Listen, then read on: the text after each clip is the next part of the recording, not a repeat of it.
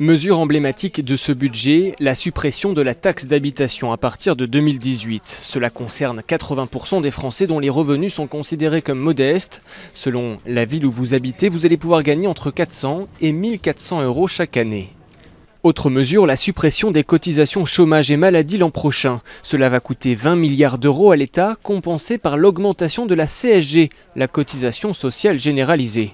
Les grands gagnants de la mesure sont les salariés du privé. Vous constaterez une légère hausse de salaire dès janvier prochain. En revanche, les fonctionnaires et les retraités modestes recevront certes une compensation pour ne pas subir cette hausse, mais rien de plus. Les perdants sont les retraités aisés, pas de compensation mais des prélèvements supplémentaires, jusqu'à 25 € de plus par mois. Dans ce budget, le gouvernement a décidé de remettre à plat la taxation des revenus du capital en mettant en place un taux forfaitaire de 30%. Les plans épargne logement ouverts à partir du 1er janvier prochain seront soumis à cette nouvelle taxation. Les contrats d'assurance vie dont l'encours dépasse 150 000 € seront également taxés. En revanche, les économies placées sur des livrets réglementés comme le livret A restent défiscalisées. L'impôt de solidarité sur la fortune, lui, est remplacé par l'impôt sur la fortune immobilière.